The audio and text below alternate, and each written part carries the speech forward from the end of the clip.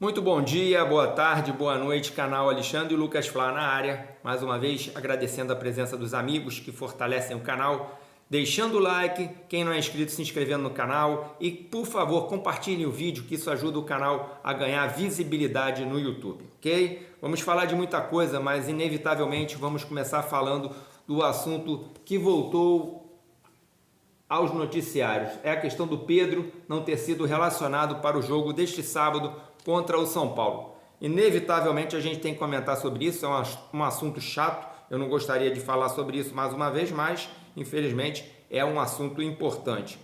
Ouçamos. Vai fazer um modelo de jogo para o Pedro. O time vai se adaptar ao Pedro. Não tenha dúvida que o melhor 9 do Brasil.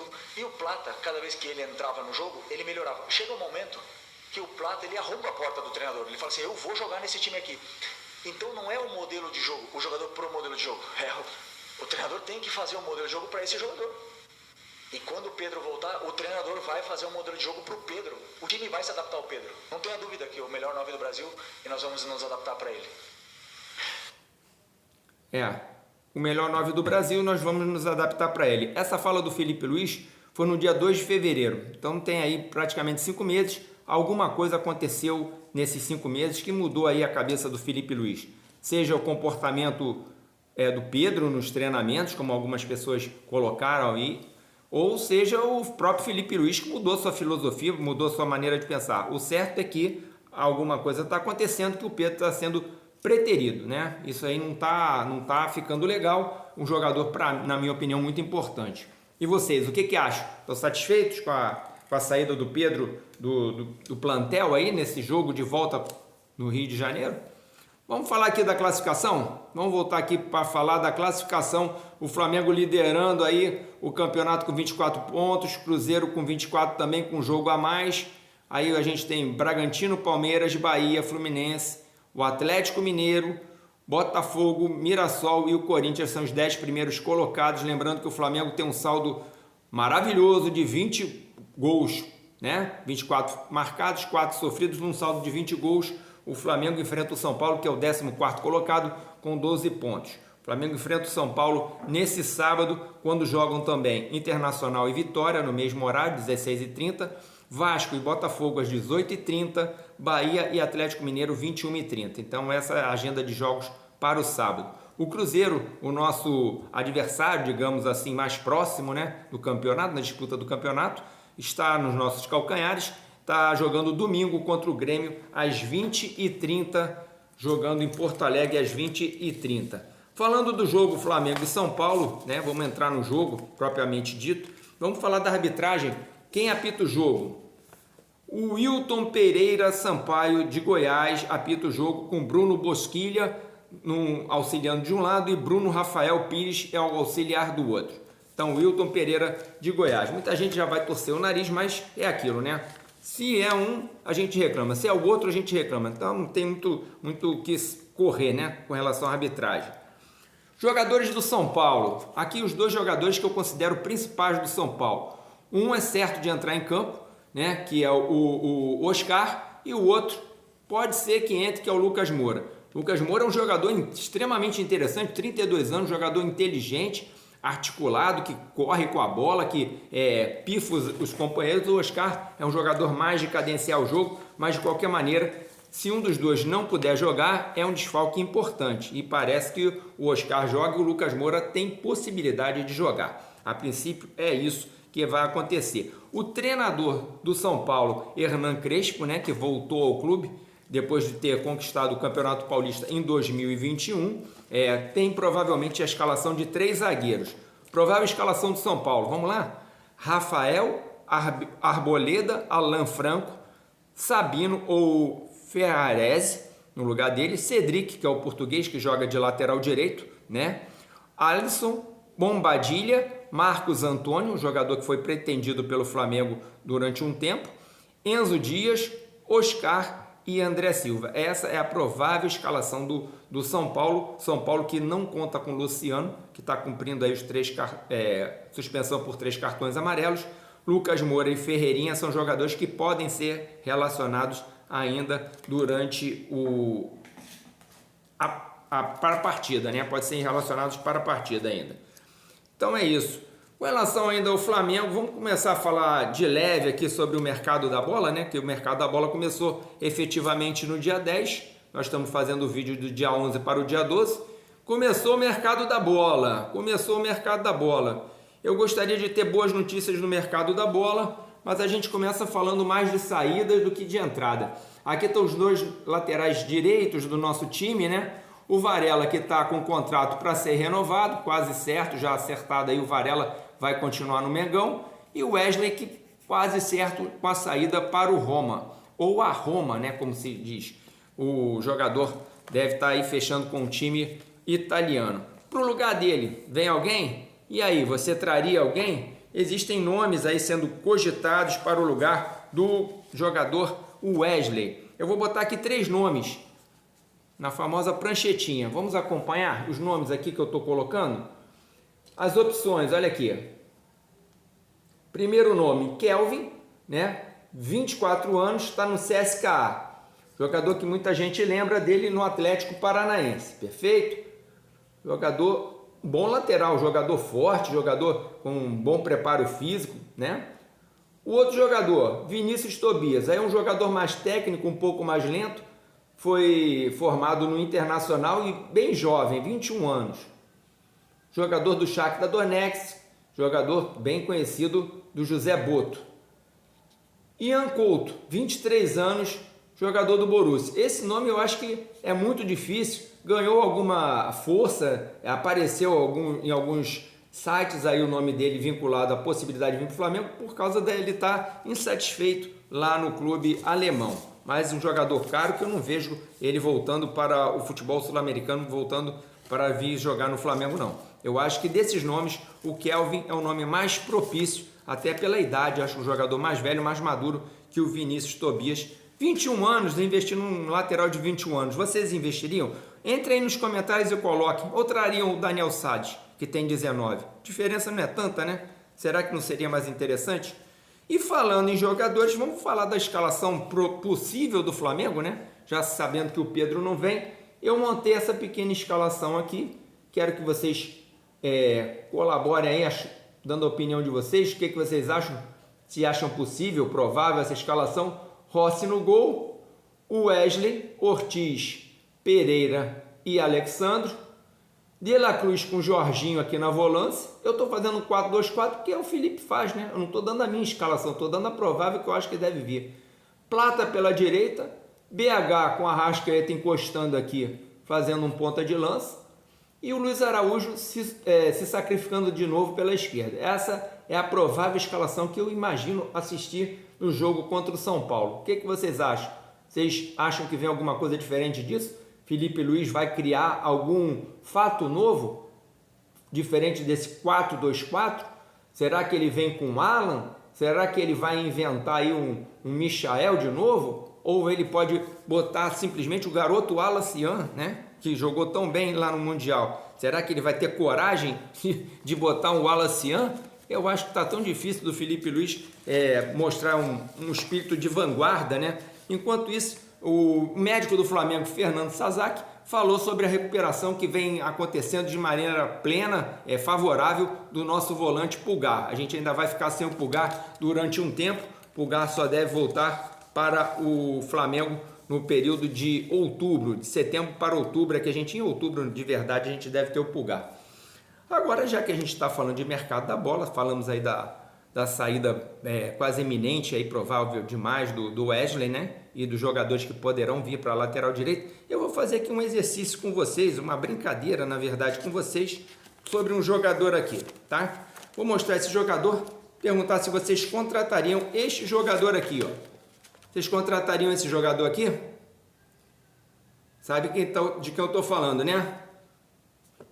Olha o ano aqui embaixo, 2022. Esse daqui eu não sei se vocês contratariam, mas este daqui, com certeza vocês contratariam. Né? Ué, é o mesmo jogador, só que em 2025. O Flamengo tem que ter olhar para o mercado sul-americano, acho eu, às vezes.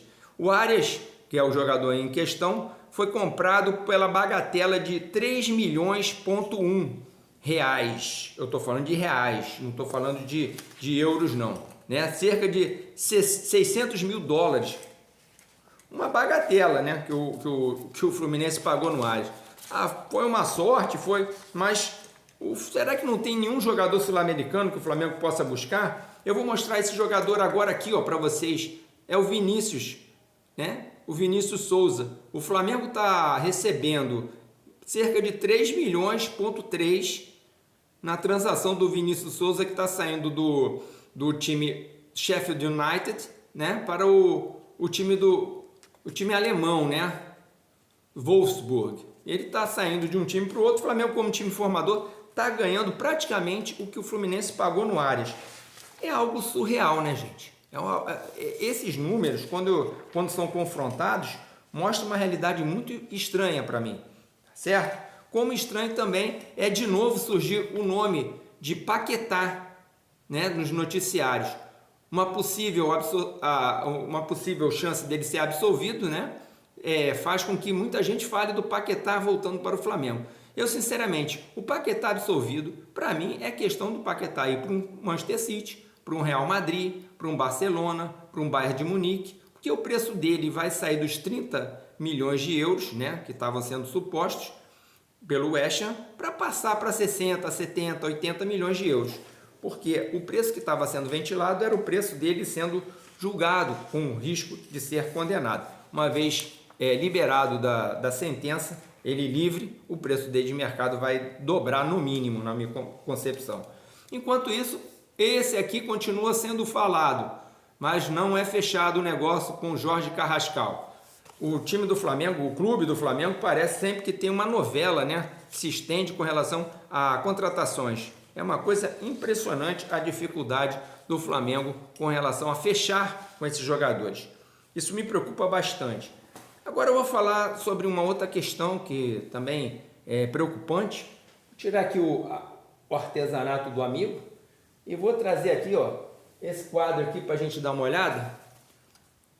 Vou falar desses dois elementos aqui, são dois fatores, o fator genótipo e o fator fenótipo. Momento professoral aqui, né? Nada mais é do que a genética, né? O fator genótipo, aquilo que você já traz no seu DNA, na formação que vem do seu pai e da sua mãe, né? Aquilo que já vem predisposto a acontecer com você, né? A sua bagagem de vida. E o fator fenótipo fica sendo aquilo que você fez com essa bagagem de vida, aquilo que você vai somando durante a sua vida, ou seja, como você trata essa bagagem. Um pode ser considerado a planta de uma obra e outro a obra em si, o edifício que você vai construir. O que eu estou querendo falar com isso? Tem alguns jogadores que cuidam da sua vida particular, da sua vida atlética, da sua vida extracampo, de uma forma muito mais positiva. E isso daí é fundamental para que eles consigam, primeiro, longevidade na carreira, segundo, evitar contusões na sua carreira, né? A gente vê aí jogadores tendo contusões recorrentes, jogadores começando muito bem e de repente caindo em desgraça na sua carreira, né? Caindo realmente num declínio absurdo. E aí a gente fala de um garoto que está sendo pretendido. Eu estou falando desse aqui, ó, né? Que veio para os noticiários também nesse dia de uma forma absurda. Uma proposta do Cruzeiro, que eu acabei de falar, que é o nosso adversário de momento, digamos assim, na tabela de classificação, e o Cruzeiro está fazendo uma proposta indecente, na minha concepção, de 3,5 milhões de euros por 50% do jogador Matheus Gonçalves. Por que eu estou fazendo esse link do fenótipo e do genótipo com o garoto Matheus Gonçalves? Matheus Gonçalves tem apenas 19 anos, é um jogador franzino, né, que tem uma genética de um jogador de pouco peso, de pouca massa muscular, um jogador leve, que começou jogando como meia e, como quase todo mundo faz no Brasil, foi empurrado para as pontas, na ponta direita, mas de origem um jogador para jogar como meia, que seria, na minha concepção, um jogador para estar aí sendo colocado como suplente ou como substituto, dois substitutos, digamos, do Arrascaeta, jogador que não tem concorrência. E, no entanto, o Flamengo pode estar dando, entre aspas, ele de mão beijada por não trabalhar o fator fenótipo do jogador Matheus Gonçalves de uma maneira mais plena, né? Não ter cuidado com esse jogador. Além da parte psicológica que eu acho que na transição do Clube de Regatas do Flamengo está deixando muito a desejar. Então, por favor, entre nos comentários. Olha quanto assunto a gente tem. A questão do Pedro, a questão do Matheus Gonçalves, né? Essa reestreia do Flamengo aí no Campeonato Brasileiro. Eu peço que vocês deixem um like, mas que vocês deixem muitos comentários. Os comentários são importantes, porque quem acompanha o canal sabe, eu interajo com todos os amigos. Todos os comentários são respondidos, todos os comentários eu debato com você nos comentários. Isso é muito importante, isso é gratificante. Vamos falar da base, já que eu estou falando do Matheus Gonçalves. Na base, o Matheus Gonçalves, né? Nessa última quinta-feira aí, o Flamengo enfrentou o Botafogo no Estádio Luso Brasileiro pela 17ª rodada do campeonato e fez 2 gols, né? E ganhamos de presente, depois disso, a possível venda dele para o Cruzeiro por esse preço ridículo, na minha concepção, né? E numa das jogadas do segundo gol, inclusive, com a participação do Lohan, né? Que é um jogador que tem uma complexidade física muito diferente do Matheus Gonçalves. Tem a mesma idade, mas tem um fator genético, né? Tem um genótipo muito mais favorável que o Matheus Gonçalves a nível de massa muscular. Mas são 2 garotos que devem e precisavam ser mais bem trabalhados, não só fisicamente, mas também psicologicamente. Uma pena que o Flamengo não esteja cuidando disso. Falando da base, né? O Flamengo empatou com o Botafogo, mas tem chance de classificação, porque são playoffs que acontecem nesse campeonato. O Flamengo que teve aí assumindo o comando o Bruno Pivetti, 41 anos, assumiu depois da deixada de comando, aí, o abandono, vamos dizer assim, que o Nuno Campos fez, né? O treinador indicado pelo Boto, que o Boto trouxe, né? Com toda a pompa e circunstância, demorou a chegar, mas não demorou a ficar, foi embora. E mais uma coisa, o outro português que foi trazido pelo José Boto está assumindo agora o lugar do Carlos Noval. É o Alfredo Almeida, está deixando de ser auxiliar do Boto para comandar aí as divisões de base do Flamengo. O Carlos Noval está sendo desligado do clube. Então é isso. Eu espero que vocês tenham gostado. Nós temos esse jogo importante contra o São Paulo. Comente qual a expectativa de vocês sobre o jogo, o que vocês estão achando dessa situação toda envolvendo o Pedro. O mercado da bola parado com relação ao Flamengo se movimentar até agora, até esse momento desse vídeo, né, com relação à contratação, e essa situação aí do Matheus Gonçalves. E o que mais vocês quiserem comentar? Está aberto aí o debate. O comentário é com vocês e vocês sabem, aqui é um vídeo, mas é um vídeo vivo, é uma live. Então estamos juntos. Canal Alexandre Lucas Flá, até a próxima. Saudações rubro-negras!